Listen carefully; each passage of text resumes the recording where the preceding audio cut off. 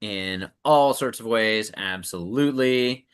You can also catch us on YouTube as well. Check out our YouTube channel, Writer's Lunch, where we're posting everything now.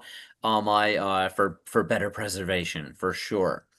I yeah. I Before we get started, what is it going to be next week? We're all bringing our favorite Black writers for celebrating Black authors, correct, Yeah, y'all? yeah. Next week is our writers' lunch actually falls on Juneteenth next week. So we're doing a special celebration of Black authors writers' lunch. So we'll be profiling some of our favorite Black authors and providing book recommendations. And you are also all welcome to bring your own recommendations if you have a favorite Black author that you would like to share with the group. That would be great. So yeah. And then the week after that, Ian is going to be here and he's going to be talking about problematic tropes, like killing your gays and fridging your wives. So that's going to be, I wouldn't necessarily call those things a lot of fun, but dismantling them will be a lot of fun. Oh, the fridge argument is fun. It's like you look back on it and you're like, that wasn't too great, but it's funny. Yeah. So today we're going to be talking about badass anti-heroines. And I kind of started thinking about this because of June being Pride Month. And I don't want to like say anybody's specific viewpoints or feelings on it, but many of us at Tomeworks are LGBTQ plus in our identity in some way or other. And I was thinking about a lot of things where I saw, stuff when I was a kid, and the only representation would be, the lesbian who died at the end, right? Like, or the bad guy that was just like very clearly, you know, a lesbian. And how things have evolved and then how things have not evolved. So that kind of got me into this because there are certain morals or mores and are the time gone by that would require, you to eventually, give them the hand slap for being different. And anti-heroines and your antagonistic women sometimes have a lot more blur than you may realize. So we're gonna go ahead and get into this. I'm going to go ahead and share my screen um, and get started. For those of you who are new here, I am Shannon Winton. Um, I am an editor for the Tomeworks Editing Collective. I have been a developmental editor for genre fiction for over a decade now. I even create coursework for the Editorial Freelancers Association to teach baby editors or newer editors to science fiction and fantasy how to hone their craft to help you write better books. I am a serial volunteer. I don't know what else. I do a lot of stuff. But today we're going to be talking about creating a badass anti-heroine. I Now, when you do say want the serial volunteer, Shannon, I'm going to interrupt and say you do fostering for dogs and cats. That's part of it for sure. yeah, mostly cats. I have lost count of how many cats I have fostered over the years. Right now, I'm only fostering one cat who is crazy, and we love him, and we want to get him to a point where he can, have the opportunity to be an indoor cat. But long story short, yeah, I volunteer a lot. And Rhonda is very sweet. She's saying I'm also smart and kind, and that is very, very kind of you as well. But yeah, so that's a little bit about me. But I promise you, I'm someone's villain.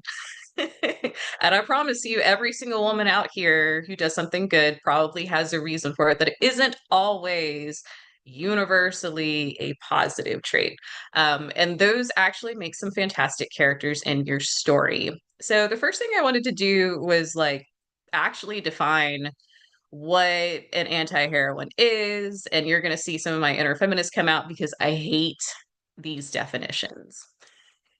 Merriam-Webster defines an anti-heroine as a female anti-hero. Sorry, I went backwards on that, but still, like, isn't that just piss you off if you're a woman? Like, you, even your badasses and your women who are bucking the trend are being seen through the male lens. And I promise I won't go too deep. Yeah, AP Hawkins says that's a nothing burger of a definition. That is their definition. They basically just link you back to anti-hero, which, yeah. Wiktionary has a little bit of a better one. And it says a female protagonist who proceeds in an unheroic manner, such as by criminal means, via cowardly actions, or for mercenary goals. And then it goes back to a female anti-hero. Um, I think it's a better one, but I'm going to define it for myself. This is a character who identifies as female, who doesn't meet societal standards for expected gender norms or philosophies, and takes action that positively improves her life and or the lives of others for at least part of the story. This is the definition that I'm going to go with because it makes the most sense to me rather than it being, a chick who's actually doing the thing that the guy is supposed to do. Oftentimes, this character should make the audience want to buck the expectations. And I'm sorry, I put audience there twice, but I shouldn't. They want to buck the expectations that are on them now, or it will make the audience more sympathetic to people who don't fit the boxes, as the anti-heroine does. So for people who are more like the anti-heroine, to show representation for different ways of living, of thinking, of engaging with society. If you have your own definition, though, by all means, put it in the chat. So this is a very abridged list. This is by no means a complete list of anti-heroines throughout history. But I know Anna is a Jane Austen girly, but Emma from Emma is definitely an anti-hero. Beth Salander from The Girl with the Dragon Tattoo by Stieg Larsson is also an anti-hero. Lady Macbeth, because of who we are focused on in this play, is technically an anti-heroine. Medea, and the Euripides version of her life, is an anti-heroine. We just follow her around until she finally murders everybody because she's getting revenge. Carrie in the book Carrie by Stephen King is a very sad and, what's the term I'm looking for? This is a very sad character, and she is an anti-heroine. Carmilla has multiple names throughout the story, but I would consider her to be an anti-heroine. Anna from Dangerous Girls, which is a YA thriller that you may or may not have heard of if you weren't a young adult girl at one point, is also an anti-heroine. And then Harley Quinn, which many people know because she's been around for a long time. The original creators, Paul Dini and Bruce Timm, created her for the Batman comics, but she is also an anti-heroine. And as Rhonda points out, every tomboy born who is the other son or the more capable sibling knows what it is like to be the anti-heroine in real life. So this is very little. If you have preferences or characters that you're like, this is such a good anti-heroine, share them out. I see there's another Shannon in the chat who's talking about Wuthering Heights by Emily Bronte. Yeah, I could not fit everybody on here, but there are some things that are pretty consistent regardless of genre. And one of the things that I wanted to point out is that I'm showing things in a lot of genres, and I realized I left out romance, but anti-heroines are super common in romance too. So let's talk a little bit about just the general anti-hero, anti-heroine type, because there are multiple kinds, and I don't want to obfuscate the fact that there are expectations and there are roles and there are differences between different anti-heroes, or anti-heroines. So we're just going to go through this pretty quickly. And you'll probably recognize some of these things, but there are distinctions and there are expectations from the reader perspective and things that you'll have to think about when you write them. And then we're going to go a little bit more into some feminist screed because I can't not. So the first one that you will probably come across is the corrupt protagonist. And this is somebody who is, working out of self-interest. Oftentimes they are working against a corrupt system or situation, and that's what makes this person sympathetic because they are basically just selfish. Their goals tend to be self-serving, and they include the attainment of wealth, power, or safety. But they don't necessarily value the larger cause for itself so much as they're, rooting for things to go in a certain direction because it will in the end benefit them. Because their plights and their reasons for being selfish usually are comprehensible or understandable, they are enjoyable to read. Now, Anna, I kind of feel like Emma is a corrupt protagonist, and the way that I have my definition makes it seem super lofty, but it kind of isn't. What would you think if you're there? Yeah, I'm here. It's been a really long time since I read Emma. But I think I agree with you. Um, she does have kind of self-serving goals. So, Okay, yeah. I mean, basically, Emma is a character who she's just a busybody. That is the term I think that is actually used in the story, that she gets in other people's business. She tries to play matchmaker. She tries to interfere with like communication between characters because she wants things to go a certain way. And the end goal for her is really for a lot of this to just be fun. She wants to be entertained, or she thinks she knows better than other people. And there's not really, like, we're not looking at this story as if we expect explosions and we expect, some sort of hyper masculine fighting.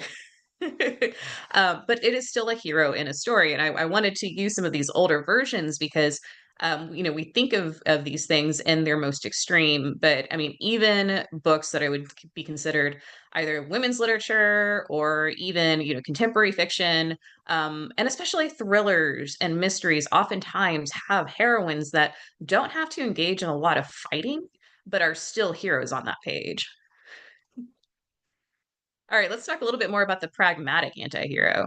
The pragmatic antihero believes in a cause, and they have a willingness to do anything to get the result that they want or that they believe in. Generally speaking, there is a utilitarian point of view, meaning that the ends justify the means, or that we are okay with bad things happening to some people if in the end it will provide a better benefit for a larger number of people. And for many of us, that's not how we think. But it doesn't necessarily have to be a utilitarian point of view. Oftentimes, the philosophy is sound, it just is not one that the audience would agree with.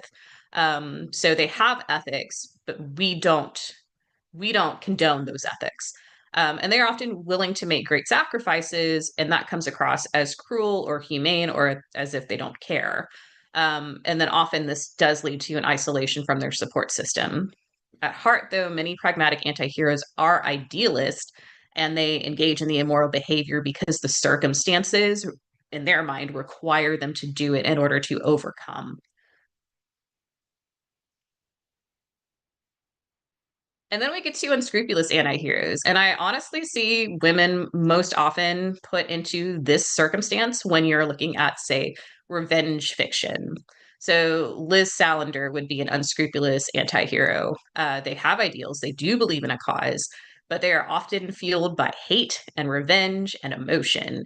And their behavior is often personal because they want payback. Oftentimes, an unhealed trauma is the prime motivator for their behavior in the story. It also can be their fatal flaw if they don't get past it. And oftentimes, they aren't circumspect about that behavior at the beginning of the book, and then they learn to control it throughout. Unscrupulous anti-heroes don't always lose despite having this fatal flaw. So, in my opinion, Medea is an unscrupulous anti-hero. I mean, she does die. She does everything she does for revenge. But Cersei from Madeline Miller's book by the same name, she does a bunch of crap out of revenge too, but she survives and she grows. So it's not always, but many times your unscrupulous anti-hero will come to a demise in traditional storytelling. Shannon, I honestly don't watch Yellowstone, but maybe somebody else can get in there. I know she's supposed to be like strong and a badass and bucks like the expectations, but I don't know a lot about it, unfortunately. And then we come to heroes in name only. If they were not the protagonist of the book, you would hate them. They would be um, the villain. They have no morals. They have abhorrent behavior. They are willing to cause harm because it'll do, it benefits them. And there has to be like a threaded needle here. They have to be intriguing or charming or have, manipulative traits so that they can get on the reader's good side. There sometimes is a gimmick so that readers will continue to read even after they realize just how bad this character is. And this character should actually do bad things. The reader should be ambivalent, really, about whether or not they want this hero or this anti-hero to succeed. Hero named character only sometimes will have redemption, but usually if they do, the author will kill them off.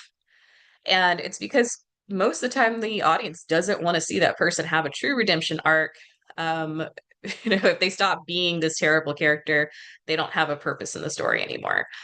So some of the characters that I could think of that are anti-heroines, and for some reason the name escapes me, but the main character in Gone Girl, she manufactures her own death. Sorry if there's some spoilers, but she manufactures her own death because she has this sort of expectation for what her life was supposed to look like with her husband. And when he doesn't deliver it to her, or he proves himself to be an equal as far as how much of a shithead he is, she's like, I'm just going to change it up. So she intentionally frames him for her own murder. And part of the book is from her. I think you, Randy, it's Amy Dunne. Part of the book is from her point of view, and part of the book is from his point of view.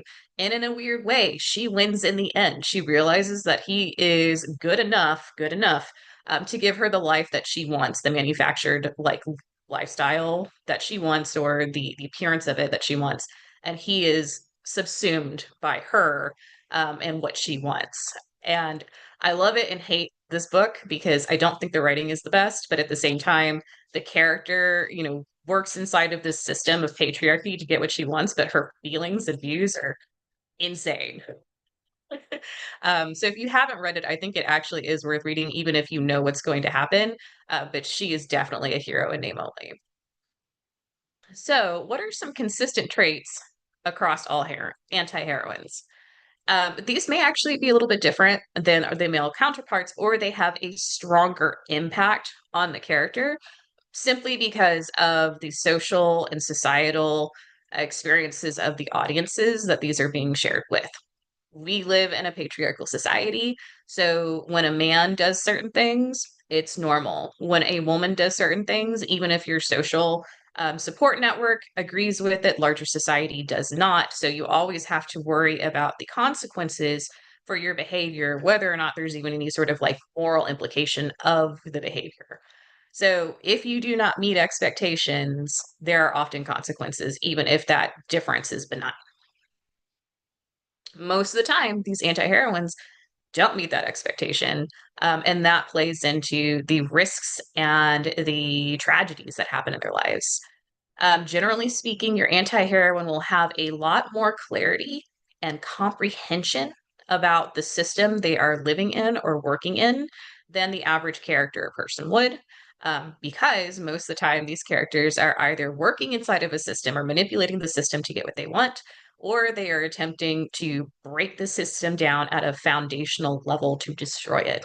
And so they have to understand the architecture. In the tragedy stories that we looked at, the systems break them. That is part of being a tragedy. Generally speaking, motivations are not fully altruistic. If they were fully altruistic, we wouldn't be calling them anti-heroines anyway. They do have to have sympathetic traits and characteristics that appeal to the reader. This does not mean that they have to have trauma in their background or have experienced pain and heartbreak. You can have an anti-heroine who grew up kind of a shit, and that's okay. And then one of the things that is common, and I won't call this good or bad, but there is a recurrent theme of either bad exposure to a woman's role through the mother's relationship. The mother is then, or excuse me, the mother is absent or dead for the characters, or the character is a mother and they are not a good role model to their children. So the mother child bond is often, even if it's hidden, a large part of the makeup of that character or the makeup of their decision making. Common gross things you will see. Because many anti-heroines are either written by men or written by women who have interpreted how men write as the only way to write.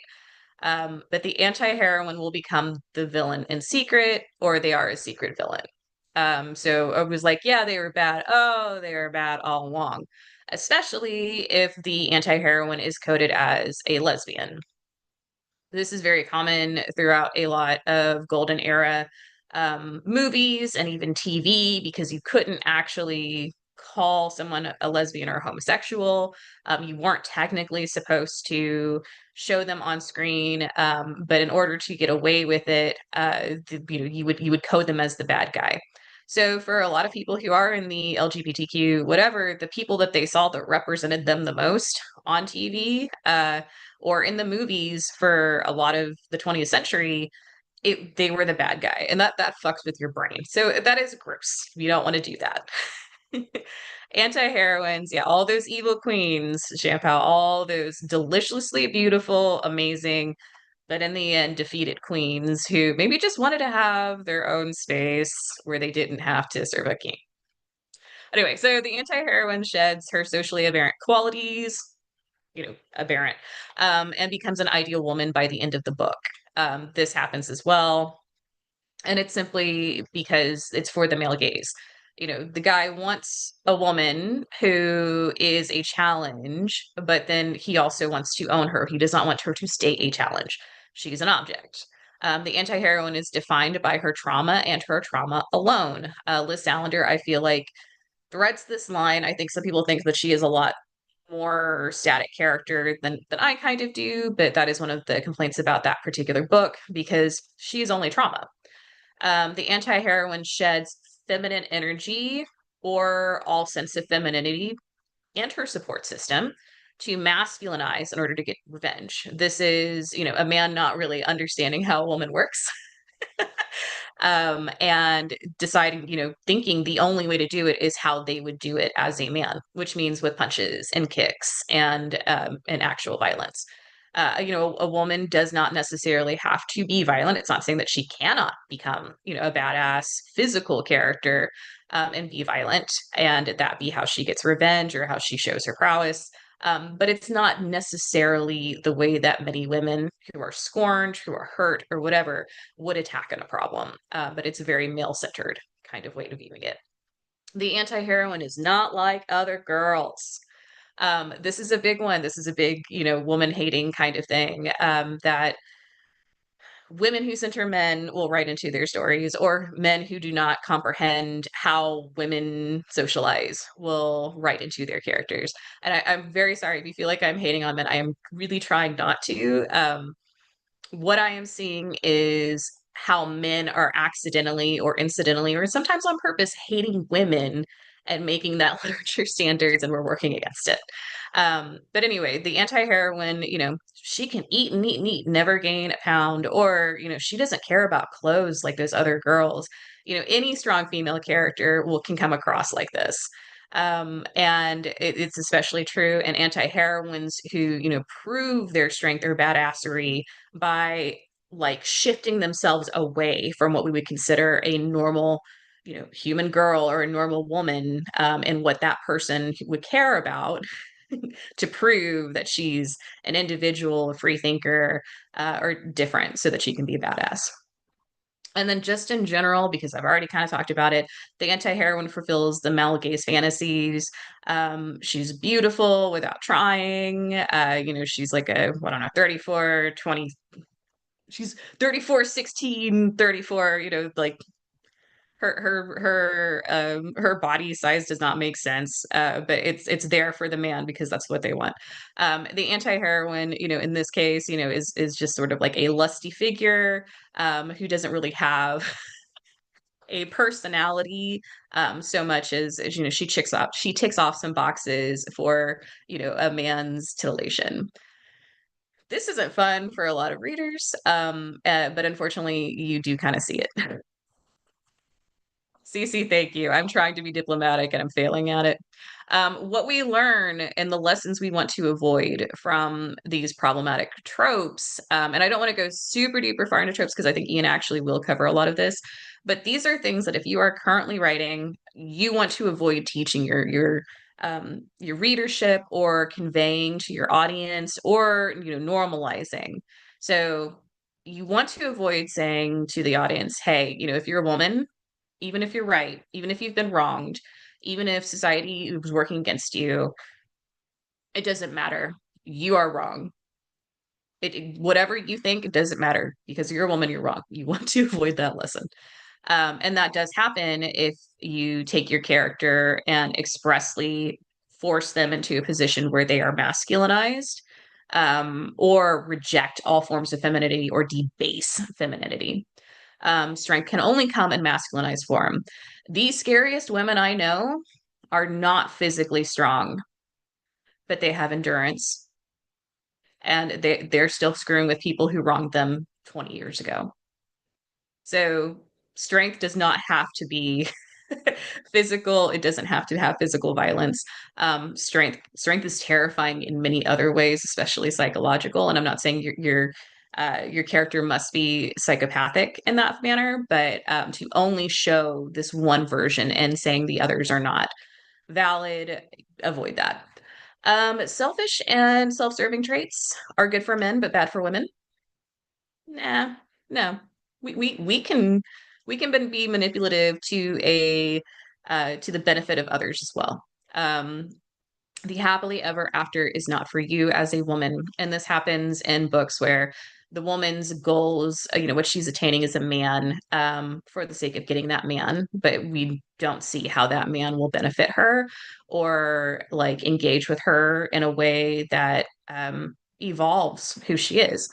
If it's just because she's supposed to be with the man or because the person who's writing it just presumes the end goal is the end goal and we're not going to think about it hard, this is something that you're teaching the reader. Like, it doesn't matter. They could be anything. That's your goal. Other women are your enemies and competition. When you debase femininity and other women to prove that your anti-heroine or your badass female character is better, you are circulating that logic. And socialization with women, whisper networks, gossip, witches, covens are all bad. Um, and this is something that, I mean, there's pros and cons to a lot of this. I mean, chatty mean girl shit is chatty mean girl shit, but a lot of time these things are not comprehensible to the men who write about them, and they presume ownership of place in a lot of ways without realizing it. So when they come across circumstances where there's a group of women who are like, no, you don't have place here, they automatically define that as bad, and that's the interpretation they take, and that's how they want other people to feel, even women readers. So we avoid that because whisper networks help us figure out who's a bad guy. Whisper networks teach us who to avoid for safety. Whisper networks and socialization and honest communication is often called gossiping, when in reality, these are the kind of activities that protect, and not even just women, that protect subsets of people who may be in danger from others who have more power. So, really, in a lot of ways, shitting on this kind of behavior is punching down. And we don't want to do that. So, I want to put things in another sense. Is a woman good or bad? Or are her traits good or bad? I want you to think about how we define traits, and the genderization of those terms or those behaviors, or how we automatically make positive or negative associations by how we encapsulate their behavior. A lot of times with men, we will describe a trait as either being a noun or even a verb, but women are usually adjectives. And that has impact on how we view things. But if a woman is considered bossy because she was telling you what to do, we automatically are like, we don't like that. But a man who exhibits the same trait is oftentimes called a leader. If a woman is demanding, if she's exacting, this is annoying, right? But a man is a go-getter, or he's a visionary. If a woman is manipulative, if she gets people to do things the way she wants for her own personal gain, this is a negative trait. But a man sees an opportunity and he takes it. A woman is emotional, whereas a man is passionate. A woman could be shrewish, or single minded, whereas a man is driven or focused. A woman is interfering. A man looks at an industry and causes disruption. And a woman is gossipy, but a man is a storyteller or he's informative. So these are things that we see in our general society and things that you should be aware of as you write your characters because you don't want to accidentally let the way our use of language impact how you write that character, that female character who we are supposed to aspire to like, but will almost certainly need to have one of these characteristics, but need to be seen with these other like versions of them. One of the other things too is there's a lot of blurred lines. I kind of focused on this a little bit when I was talking about uh, the previous things where your hero and your anti-hero, and your heroine and your anti-heroine, or your good guys and your bad guys. It's complex, right? You don't necessarily have an obvious um, person depending on how you write that story. So female villains are often thank you, Shannon. We're gonna get some T Swifties in here. Female villains are often the heroes of their own stories. If you looked at the story with a different lens, that woman was right. Even if the hero had validity in his story, we see this a lot, and we don't necessarily realize it. And it can be interesting when you start looking at it, like what are the actual goals and viewpoints and reasons behind a female villain's actions. And if she's a strong female villain, by that I mean she is an actual human being, she's not there just supporting a man, which also happens, then oftentimes she's got some legitimacy to her claim, and she may even have legitimacy to what she wants to accomplish. It just goes against the hero's wants and needs, and that's what makes her the villain. The anti-heroine is like a very thin line away from that kind of character. So many times your villains and even your anti-heroines have Cassandra complexes. They see things that are going on that nobody else sees, and god damn it, no one will listen to them. Right? They see the violence coming. They see the bad guys being bad guys when everybody else is still supporting them. They know in 10 or 20 years that this new power plant is going to start putting a bunch of chemicals in the water and kill off their kids. Nobody will listen to them. So if they take action before the bad stuff happens, they're often the villain. If they take actions after the bad stuff happens, they're often the anti-heroine. Not always, but sometimes. Often, female villains are also righteous victims. They are sufferers of trauma. They have had losses, where they truly were, not responsible for what happened, but they are also the ones dealing with the fallout or the aftermath of what occurred, and they want revenge. This is not too far off from your unscrupulous anti-heroines. They may also be social warriors. They may be trying to break down whatever the system is they live in because they're trying to protect people who are weaker than them. And the issue that the author has with what's going on is how they do it. Sometimes the tone in which they do it, that they're trying to break the whole system instead of working within it because that's what's more comfortable for the hero. So, is that the same thing as an anti-heroine? In some cases, it's very close. And then sometimes, your bad guys are bad guys because they have similar wants to what the hero actually wants, but they happen to be women or female presenting. So if a man wants control and power, that's not necessarily a bad thing, but in almost all instances where you see a woman who wants control and power, she is put in a negative. If they're trying to get riches or money, oftentimes, because we see this as a good thing in men, it's lauded. If a guy goes on a quest for treasure, cool. A woman goes on a quest for treasure, she's got to have ulterior motives. There's got to be something wrong with that. She's a gold digger, right?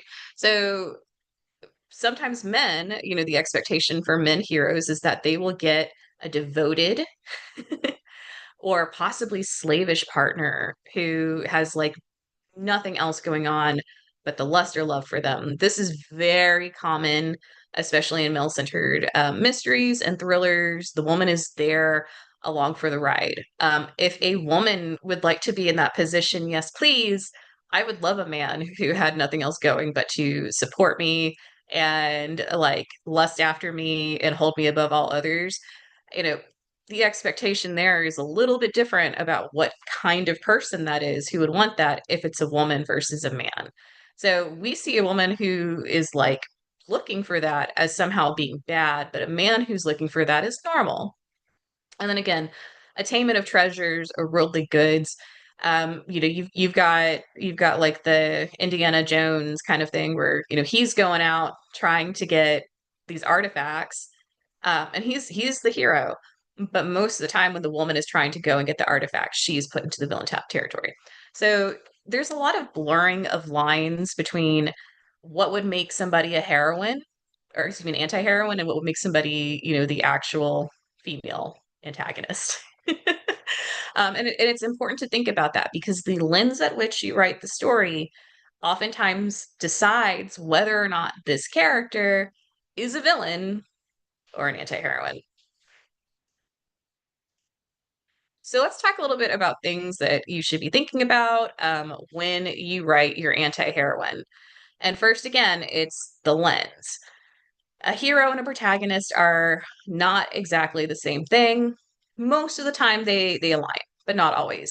The hero is the actual good person in the story that is working for the goal that the audience also believes in.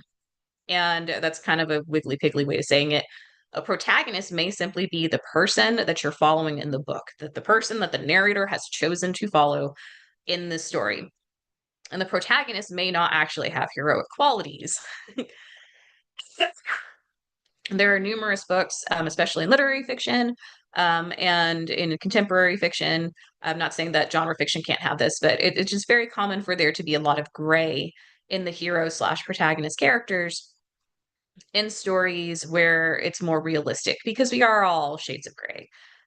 Not 50 shades, but we all have good qualities, bad qualities. We have, components of ourselves that are selfish or childish or we run by id sometimes, and we have positive traits and we have moral standings and we have ethics in how we deal with things. And there's not one way that we are permanently good or permanently bad, and we sway back and forth. Villain and antagonist, for that same reason, have to be appropriately defined because, again, your antagonist, your female villain, could be the actual hero of the larger situation or of the larger story.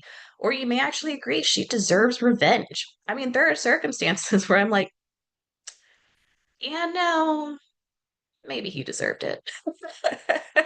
And your philosophies may be different than mine as to how far you think a woman should be able to go to get her revenge.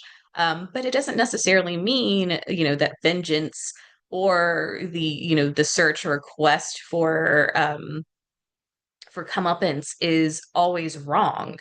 I mean, the absolute opposite of that is just letting terrible people do terrible things to everybody because responding or fighting back is a bad thing, and that's not actually true. So there's got to be an in the middle for that as well.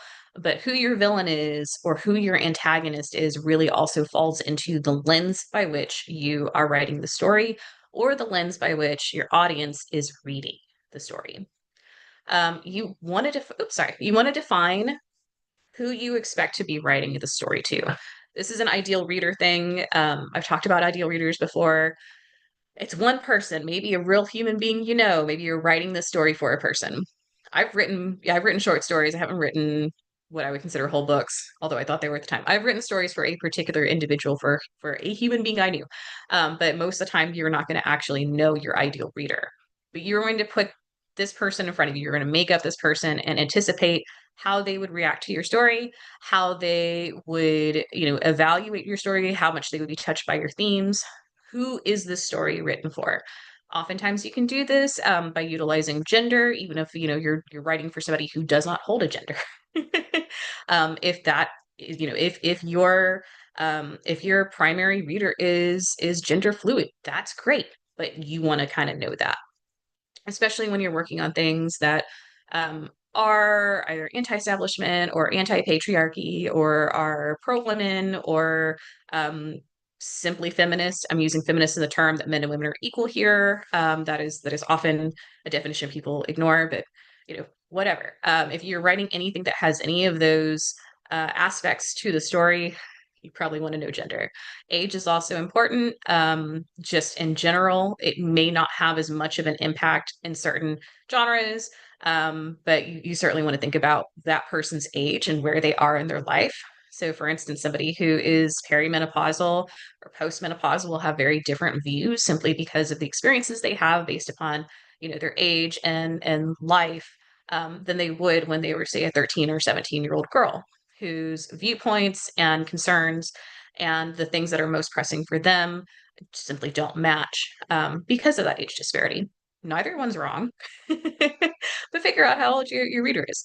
Ethnicity or slash nationality, or simple background experiences. And I should have put a little bit more in here, but a person who's grown up poor is going to have very different life experiences than somebody who grew up, never having wanted for anything. A person who has, grown up experiencing racism, in their daily life is going to have very different views, from somebody who has never had to worry about that.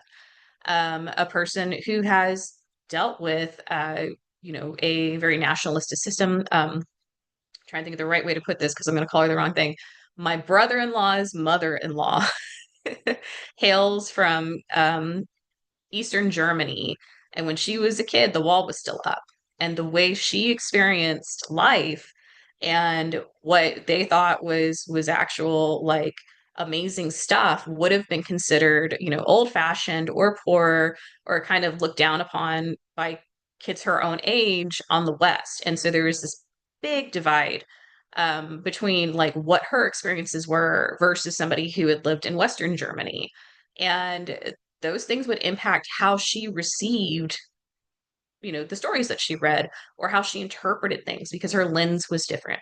And then your deeply held views. If you do have a particular philosophy that you want your ideal reader to also have, or if you're trying to sway somebody who has a different philosophy and part of your story is showing them, like, hey, the philosophy doesn't actually work, or this particular set of morals or ethics is actually corrupt. You want to think about those things as you start to create your characters. And then you can actually define your characters. So this is the normal stuff. How old are they? What do they look like? What do they think about? What do they fear? What do they get embarrassed about? How tall are they? Do they have, I don't know, hyperhidrosis? Your sweaty fingers all the time. Define your character, because you can define a character and you can fill out traits, and make sure that those traits actually work for your story. If you are writing a story about somebody who is going to need to be a physical badass, or have badass traits, those badass traits are going to have to either show up in their physicality, in their skill sets, or they're going to have to show up in their wits and their ability to thank you. Rhonda, I called it the wrong thing, hyperosmia. They're going to have to show up in, their actual background details of who that person is. But then you want to also define her goals. And for, anti-heroines, often, oftentimes women have a particular goal and it fits into one of these categories. She is either trying to build up a system, even if it's for selfish means or for selfish reasons. She sees the system will work. She sees the benefits of the system, for the larger group, but she also sees how the system will benefit her and she's all for it. Or she may be fixing a system. The system is broken. The system has been corrupted, and what we need to do is remove the corrupted parts so that we can fix it. We got to excise the dead tissue so that healing can happen. Or she may say, this whole system is busted and I'm going to break it until it's truly broken. And that may be her end goal, especially for somebody who has been harmed personally, who has a personal, vendetta about this. They may not have they may not have plans past the insurrection, right? They may not really think about what's going to happen next after they've gotten their revenge or after they've destroyed the powers or the people in power, who did, even though they were terrible, hold the whole system together. And then you have ones that actually do see past it and they're like, no, we're going to destroy it, but we have a plan for the future. So a lot of sword and sorcery kind of things, you may be fighting this battle, but you have the expectation that either you're going on the throne, or you are backing somebody who you want to put on the throne. But generally speaking, the goals, the overarching goals is it'll fit somewhere inside of this, group. And then actually figure out her motivations. Why is she doing this? It doesn't have to be trauma, although trauma is it. I could have gone a little bit more into this, but there is a prevalence of women being, sexually destroyed, and that being the only thing that the reader gets to know about them before they go on this quest to have revenge or vengeance. Um, you you want to make sure that if you are going to use sexual trauma, that you also honor both the character and women who have experienced it. And so writing the character in a way where she overcomes is not realistic to most people's experiences. And it's actually an insult to the people who live with those experiences, because most of the time, even if it's not sexual trauma, trauma becomes part of who we are. And so the goal of overcoming, or allowing the character to truly overcome that trauma may give the impression to somebody who has experienced a similar trauma they didn't do it right. And you don't want to do that. So you can't have trauma. I would just urge you to ensure that when you write trauma, that you honor those who've actually experienced the trauma in your writing, so that they can really be uplifted by this story and see themselves reflected accurately in the experiences of the character, and so that they feel both known and seen and also supported. Yes, as Rhonda said, CPTSD never really goes away. It becomes part of who you are. And you can modify who you are to an extent. You can grow, you can heal to an extent, but it's always part of who you are. And it doesn't have to be ugly, but it shouldn't be. It shouldn't be erased. Anyway, so let us continue. So self-preservation can be a great motivation. We might see that as selfish, but self-preservation and wanting to survive, it can be thrown into a bad light. But I don't think any of us would really look at self-preservation as being bad. And that may be it. The people around them may say, hey, what you consider self-preservation, we consider selfishness. And there can be that argument. You can cast the anti-heroine in a bad light because of that, or you can cast her in a really good light and the rest of society in a bad light because of that. Revenge is nice. I like revenge stories, as long as they're written well. If the woman has unusual philosophies or ethics, this is oftentimes the tomboy, like, I can do anything a man can. And the men say, no, you can't. And that makes her somehow a bad guy. And then again, power attainment or the search for safety. These things are very common in women centered stories. They don't necessarily have to be the beat them up, fight them, destroy the bad guy, so much as you are, declawing them so that they can't come back and hurt you. Power attainment and safety is also very common in cozies. And you do tend to have heroes who think they are anti-heroes in these stories because they have this false assertion that they are somehow permanently flawed, or permanently awful because of their experiences or the people they grew up with, etc. And that particular viewpoint is removed from them when they realize other people can love them. So that's a little diatribe on the side, but I love cozies. You should go check out cozies. And then define the woman's growth. um, Confirm the bias this woman has in the story. Like, she's like, oh, okay, these people suck. And by the end of it, she still thinks that these people suck, but now she's got, her own personal jet and she can fly away. Or you will exploit or evolve the bias. She might start off thinking, these people suck. This landlord sucks. They stole the house that I grew up in and it killed my father. I want revenge on this person. But then the further she goes in, the more she realizes it's not just this one guy, it's a systemic system. And now I'm fighting something bigger, and I'm fighting something that I understand better to be a problem that oppresses people like me, and I need to protect them. So they can start off being very selfish, and they can grow or evolve their evaluation of what's happening. Or there could be situations where they could say, this guy did not save my dad from this infectious disease, he just let him die.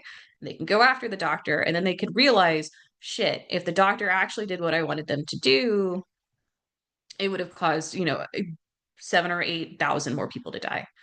And that's heartbreaking and it's hard, and they could have a crisis of conscience of whether the revenge is still worth it, because they can decide, yes, I'm still holding you personally responsible, or I've come to understand the world differently and now I need to fight the world. Or they can revoke their bias. And that's kind of what I was also just talking about too in that situation. You may blame the person for not saving the other person when they had a bunch of other things that they had to take into account when they took action. And so maybe you don't blame that person anymore for their bad behavior. This is not the only way to do a revoke bias for growth for a character, but essentially them better understanding what's happening or finding nuance in the circumstances, and realizing that the bias was wrong is it's a great way for a character to have an arc. And lastly, evaluate your own biases before you start writing, because we do have biases. We grow up in situations where we may be told one thing is the right way to do it, but then in our world or in our experiences, other things are confirmed to be the right take. And so even if we espouse a certain philosophy or espouse a certain viewpoint, our real world experiences or our own real world determinations prove that to be wrong. We have cognitive dissociation, and one of the things about cognitive dissociation is you don't realize you have it. So, in your world, in your life, do you think women have full agency by right? We may say yes, but think about if there's ever been in a situation where, there was a woman and a man fighting and you automatically took a man's side because he was the man. If no, great. If yes, I mean, it's uncomfortable, but think about it. Think about why. Think about what you would do differently. Think about how, not just what you would tell your kids or future generations, but how you would teach them to act differently. Are women necessarily limited by their circumstances? Can they bust through all the walls? Or are there limits? Both answers have merit. Should women center men, motherhood, or other traditionally feminine roles? What should the end goal be? Do all women have to have one? Is there something wrong with women who don't?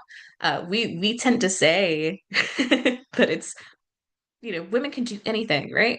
But there's this huge divide because women of younger generations don't have interest in having kids, and we see a large drop in the number of babies that are being born in various countries across the globe because, excuse me, many women who are younger, who are of childbearing age, are saying this shit is not for me anymore. And things are, lobbed around. These women are selfish. These women are thoughtless. These women owe us babies. Do you agree? And if not, how do you support them in their decision making? Is there something wrong with a woman who does center these things? Or are there shades of gray? Is there a point where it's okay and a point where it's not? And then do you judge women by either their traits or choices? This can be across cultural lines, this can be across ethnic lines, this can be across all sorts of things. Most of the time we say no, like a woman is a woman, right? We think that. But do you have different views of women who are whores? What about women who are, the gold diggers, who have baby daddy, not baby daddy, excuse me, who have sugar daddies, or who use their sexuality for money?